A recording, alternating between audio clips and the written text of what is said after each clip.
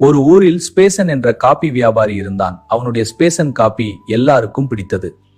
ஒரு நாள் சுப்குட்டி என்ற இளம் மனிதர் மேலாளராக சபேசனின் கடையில் சேர்ந்தார். அவருடைய திறமையால் கடை வளர்ந்தது. நன்றி சார். ஒரு நாள் சபேசன் சுப்குட்டியின் வீட்டுக்கு போனார். அங்கு சுப்குட்டி தாயார் காபி பரிசுத்தி அளித்தார். ருசி அற்புதம். சபேசன் ரெசிபி கேட்கிறார். இது ரகசியம். நான் உங்களுக்கு இந்த சிறிய பாட்டிலை கொடுக்கிறேன். உங்கள் காபி பொடியில் கலந்து விடுங்கள். சுப்குட்டியின் தாயார் சொன்னார், ரகசிய பொடி வேற எதுவும் இல்லை. சிகாகாய் பொடிதான். யாருக்கிட்டையும் சொல்லக்கூடாதுன்னு சத்தியம் வாங்குறேன். சபேசன் ரகசிய பொடியை சேர்த்தார். கடை புகழ் பெற்றது. லாபம் அதிகமானது. சுப்குட்டிக்கும் பதவி உயர்வு, சம்பளம் உயர்வு. சுப்குட்டியின் வளர்ச்சியை பார்த்து நண்பர்கள் பொறாமைப்பட்டனர். சுப்குட்டி புதிய காபி கடை திறக்கப் போகிறார் என்று கூறினர். சபேசன் குழப்பத்தில் அடைந்தார். சுப்குட்டி சந்தேகிக்க ஆரம்பித்தார். சபேசன் மிகவும் கவலைப்பட்டார்.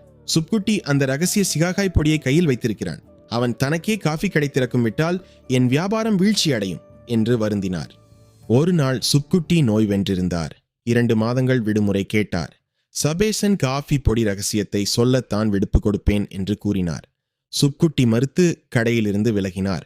ஒரு நாள் சபேசன் போட்டியாளரை ஒருவர் சுப்குட்டியை சந்தித்தார். அவர் சுப்குட்டியை தனது கடையில் சேரச் சொன்னார். சுப்குட்டி முதலில் மறுத்தார், பின்னர் சேர்ந்தார். போட்டியாளரிடம் சேர்ந்த சுப்குட்டி அதே ரகசிய பொடியை இந்த கடையிலும் பயன்படுத்தினார். போட்டியாளரின் கடை புகழ் பெற்றது. சபேசனின் கடை வீழ்ச்சி அடைந்தது.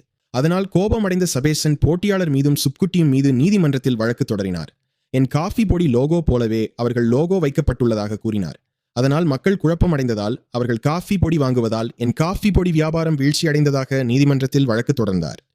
கடைசியில் நீதிமன்ற வழக்கில் அவர் வெற்றி பெற்றார். ஆனால் அந்த வெற்றி அவர்களுக்கு நீண்ட நாள் நிலைத்ததே இல்லை. தீர்ப்பு வந்த 8 நாட்களுக்கு பிறகு ஹார்ட் அட்டாக் வந்து மரணமடைந்தார்.